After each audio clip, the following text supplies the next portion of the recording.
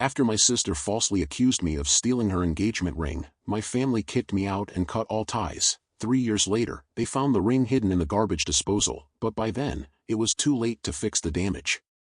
I never thought I'd have to share this story, but here it goes.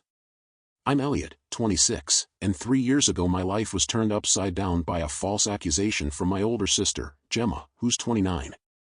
I grew up in a small Ohio town with my parents, John, 55, and Lisa, 53, and of course Gemma. We lived in a modest two-story home my parents bought when they married. It wasn't fancy, but it was our safe haven. My dad taught high school math, and my mom worked as a nurse at the local hospital. They weren't wealthy, but they always made sure we had what we needed. As kids, Gemma and I were inseparable. We'd spend hours in our backyard climbing our ancient oak tree and inventing wild games. Gemma was always the one making up the rules, and I was happy to follow along. But as we got older, our paths started to diverge. Gemma was an overachiever, top of her class, debate team captain, and she excelled at everything. I was more laid back, doing okay in school but never pushing myself as hard. By the time she left for college on a scholarship to a prestigious university, we had already grown apart. I stayed local at a community college, trying different classes because I wasn't sure what I wanted to do. After college, Gemma moved to the city and landed a job at a big marketing agency. She'd come home during holidays and weekends, filling our conversations with stories of her exciting life and impressive career. Meanwhile, I was still at home, working part-time at the local grocery store, feeling like I was constantly living in her shadow. I assumed the distance between us was just part of growing up, never imagining that it would lead to a complete fallout. Then came Gemma's engagement to Tom, a 31-year-old lawyer from a well-off family. Everyone was thrilled, our parents especially adored Tom. He proposed with a beautiful diamond ring that had been in his family for generations, and Gemma couldn't stop showing it off. The engagement celebration was huge, our parents even invited nearly the entire town. I felt out of place among the sophisticated city guests, so I hung out with my old high school friends instead. About a month later, everything unraveled. It was a quiet Tuesday afternoon. I had the day off and was in my room playing video games. Gemma was home for the week, taking a break from work to help Mom plan the wedding. I heard them laughing after a shopping trip downstairs, then, about an hour later, a scream. Rushing down, I found Gemma frantic, accusing me of stealing her engagement ring. She claimed she'd taken it off while doing dishes and left it on the kitchen counter, only to find it missing when she returned. I was shocked and immediately denied any wrongdoing, but she wouldn't listen. She yelled that I was the only other person home, insisting I must have taken it because I was always jealous of her success and probably planned to sell the ring so I could finally move on with my life. Our parents arrived in the middle of the chaos, and Gemma told them her version of events. To my horror, they believed her without question. My mom burst into tears, asking how I could betray my own sister, while my dad stared at me in disappointment. They tore through my room looking for the ring. Although they didn't find it, they did discover some money I had saved from my supermarket job, just a few $100s. Gemma immediately latched onto that, claiming I must have sold the ring to get that cash. I tried to explain that the money was from months of saving and that I was planning on taking classes at the community college, but no one would listen. The next few days were a living nightmare. My parents and Gemma kept pressuring me to confess and return the ring, even threatening to call the police if I didn't come clean. I felt completely alone and like a criminal in my own home. I reached out to a few friends, but most had moved away since high school, and those who were still around didn't want to get involved in our family drama. After a week of relentless accusations and threats, my parents finally decided I had to leave. They said they couldn't trust me anymore and that I was bringing shame on the family, giving me just 2 days to pack up and go. Devastated, I had nowhere to turn. My best friend from high school, Ryan, 26 and recently back from serving in the Army, offered me a place on his couch. I knew his apartment was small and that I couldn't stay there forever, but I had no choice. I packed everything I could, clothes, books, my laptop, and a few keepsakes from happier times, into a backpack and an old duffel bag. As I was leaving, I saw Gemma watching me from her old bedroom window. I thought I caught a glimmer of doubt in her eyes, but she quickly looked away and left. Walking out of the only home I'd ever known was the hardest thing I've ever done. I felt utterly betrayed by those who were supposed to love me. For the next 2 months, I bounced between Ryan's couch and cheap motels. I took on any odd job I could, washing dishes, dog walking, even working on a construction site, just to get by. It was tough, but I was determined to prove my innocence and build a new life. Eventually, I landed a steady job at a warehouse on the outskirts of town. The work was grueling and the hours were long, but the regular paycheck allowed me to rent a modest room in a shared house with some of my coworkers. Slowly, I began piecing my life back together, though the pain of betrayal never truly went away. I'd lie awake at night, replaying every moment, wondering how my family could turn on me so quickly and how Gemma, who knew me better than anyone, could believe I was capable of such a thing. I cut off all contact with my family. They tried reaching out, my mom left heartfelt voicemails begging me to come home, and my dad sent terse texts insisting we talk. Gemma even showed up at the warehouse once, but I couldn't bear to see her. After what they did, they were no longer my family. For 3 years, I built a new life. I made friends at work and in my shared home. We'd hang out after shifts, drink beers, and watch games. It wasn't the life I had imagined, but it was mine. I'd created it from scratch. I worked hard, got promoted to shift supervisor, and even started taking online classes in business management. Yet, a part of me always felt a deep, unresolved anger and hurt. Every holiday season was a reminder of what I'd lost. Seeing families together or hearing Christmas music only deepened my sense of loss. Then, last week, I received an unexpected email from my father with the subject line, "We need to talk." The message was brief, insisting we meet immediately about the ring incident. At first, I was tempted to ignore it, just like I had with their earlier attempts. But something made me pause, maybe a spark of curiosity or a desire for closure. After hours of arguing with myself, I finally called my dad. What he told me left me stunned. The ring had been found. Gemma had accidentally knocked it into the garbage disposal while doing the dishes, and she only realized what had happened a few days ago when the disposal started making unusual noises and a plumber was called in to take a look, and my father later revealed that Gemma was distraught once she learned what had really happened, and that I'd been telling the truth all along. He said everyone felt remorse about what they did to me and wanted to set things right. I hung up the phone with a whirlwind of emotions. On one hand, I felt validated, knowing my honesty was finally recognized. On the other, I was furious. It infuriated me that it took 3 years for the truth to emerge, 3 years during which I lost precious time with my family and had to fight alone when I hadn't done anything wrong. Now, I'm at a crossroads. My family is urging me to come home, insisting they want to fix things. Gemma has been calling and texting nonstop, begging for forgiveness, yet I'm not sure I can ever truly let go. They pushed me out without a second thought, assuming the worst about me and leaving me to fend for myself all those years. Part of me wants to curse them and let them grapple with their guilt, while another part misses the life I once knew and wonders if we can rebuild what was lost. I'm torn. Should I give them a chance to make amends or keep living the life I've built on my own? I could really use some outside perspective on this entire situation. A week after my last post, things took an unexpected turn. I want to thank everyone for their advice and support. It helped me sort through my emotions and decide on my next steps. After much internal debate, I chose to meet with my family. I felt I owed it to myself to face them and seek some closure, even if full reconciliation wasn't on the horizon. We agreed to meet at a neutral spot, a modest coffee shop in the next town. I picked it because it was far enough from home to avoid familiar faces yet close enough that everyone could get there with ease. I was extremely nervous that day. I hadn't seen them in 3 years and had no idea what to expect. I arrived early, settling at a corner table for some much-needed solitude. When they arrived, seeing them after so long hit me hard. My mother broke down in tears the moment she saw me. She looked older, with more gray in her hair and deeper lines around her eyes. My father appeared worn out, his shoulders slumped as if burdened by an immense weight. Gemma couldn't even meet my gaze. She seemed smaller and less confident than I remembered. We sat in silence for a bit until the conversation exploded into a flurry of apologies. My parents admitted they'd failed me by not trusting me and by forcing me out. They confessed that they regretted that decision every day since, but their pride and humiliation had stopped them from reaching out sooner.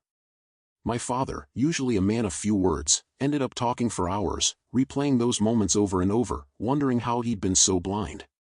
He said he had always prided himself on being fair and reasonable, yet his emotions had clouded his judgment when it mattered most. My mother tearfully explained that she had kept my room just as I left it, clinging to the hope that I'd one day return. She even admitted that sometimes in the middle of the night, she thought she heard my footsteps approaching, only to be jolted back to reality. Gemma, overcome with guilt, burst into tears and said she would never forgive herself for accusing me and fracturing our relationship. She recalled how, even as a younger sister, she had always looked up to me, and how her own struggles had made her lose sight of what really mattered. As we talked, memories of our childhood flooded back, how Gemma once stood up for me when I was bullied in school, the times we laughed until our sides hurt, and all the secrets we once shared. The betrayal cut deep, but those memories also reminded me of happier times. Even though I listened to everything they said, I couldn't bring myself to forgive them just yet. The pain and resentment from the past 3 years were still too raw. I told them I needed time to process it all, and they seemed to understand without pushing further. My mom even tried to embrace me before we left, but I stepped back. I wasn't ready for that closeness. Her pained expression almost made me reconsider, but I stayed firm. I had to protect my heart. After the meeting, I returned to my apartment and thought long and hard about what I truly wanted. Did I really want to revert to my old life? Could I ever trust them again, or was it better to continue living the life I'd built from scratch? I realized that while I missed having a family, I had grown so much over the last 3 years. I'd become independent, resilient, and proud of the life I created on my own.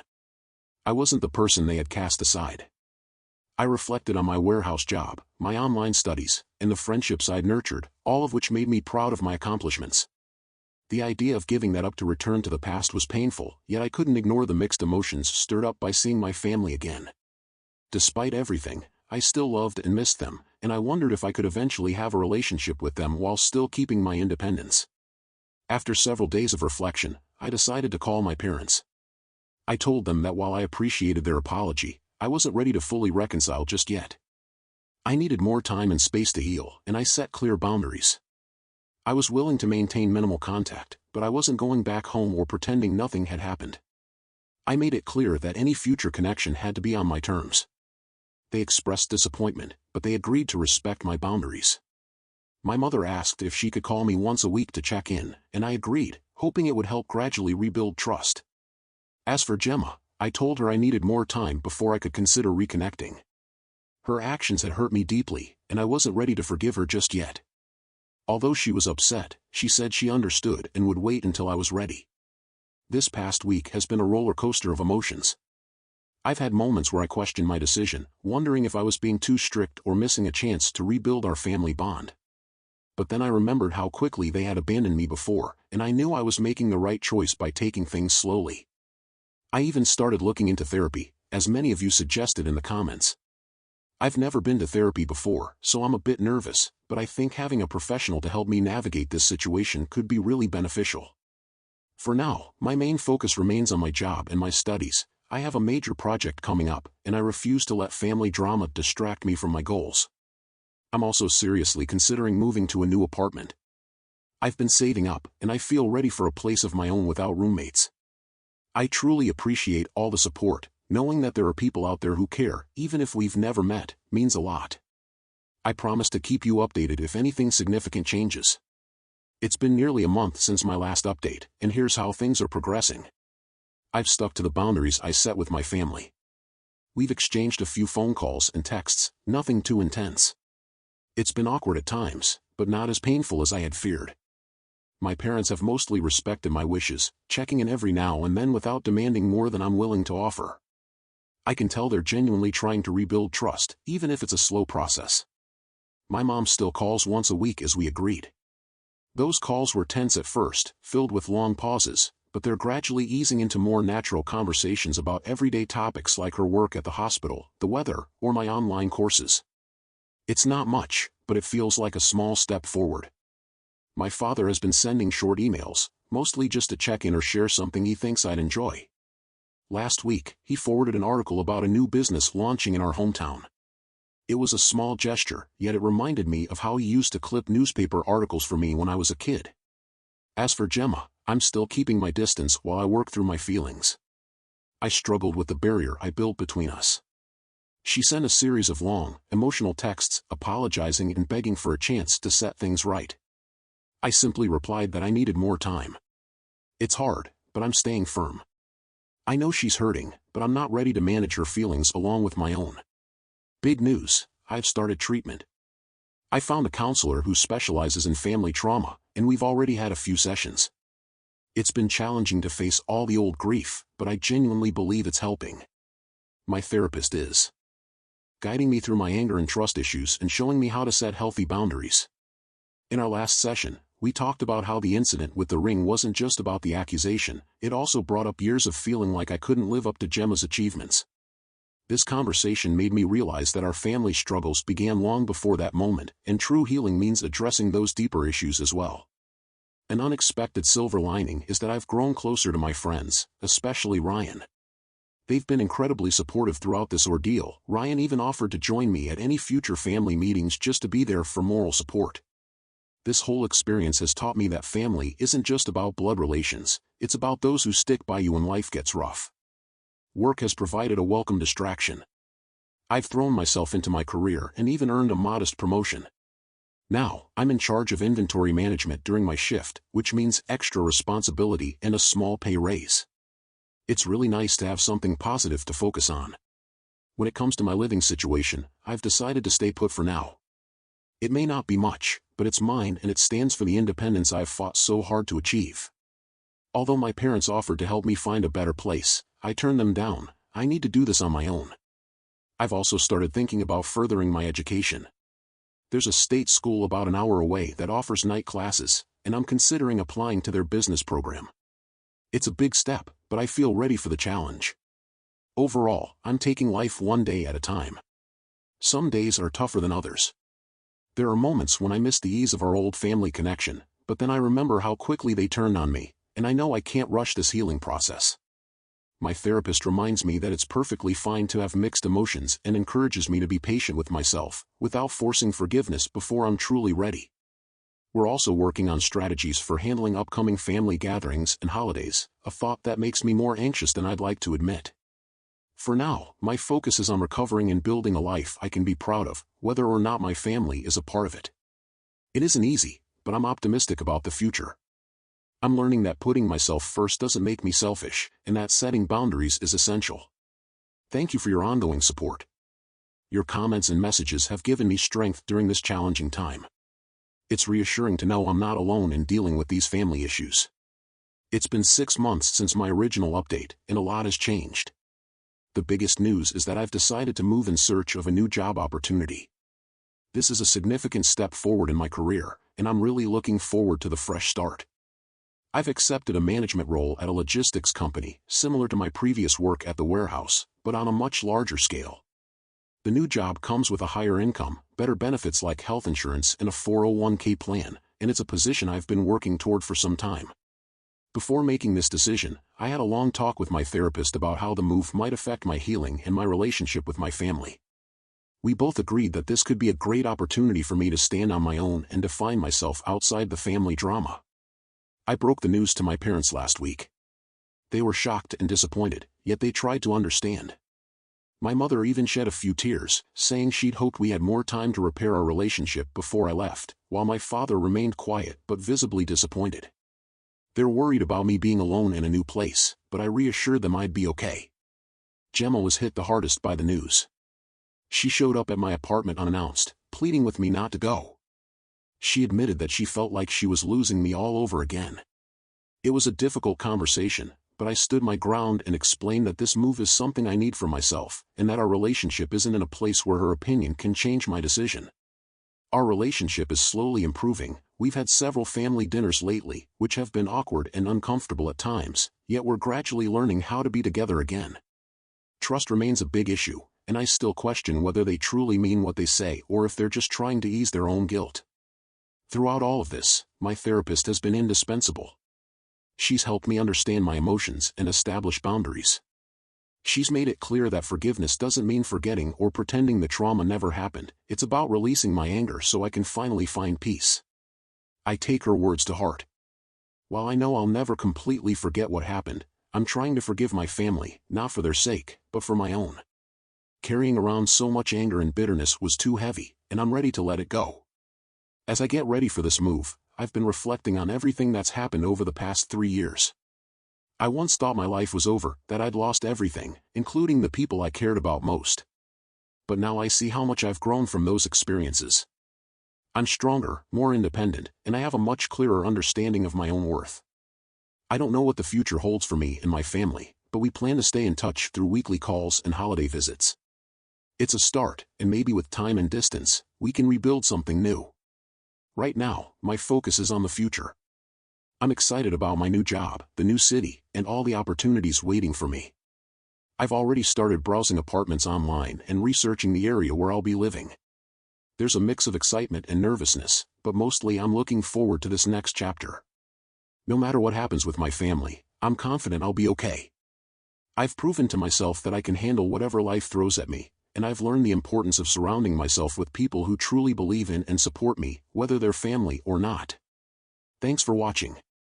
If you haven't subscribed yet, please do and hit the notification bell to stay updated on more real-life stories unfolding around you.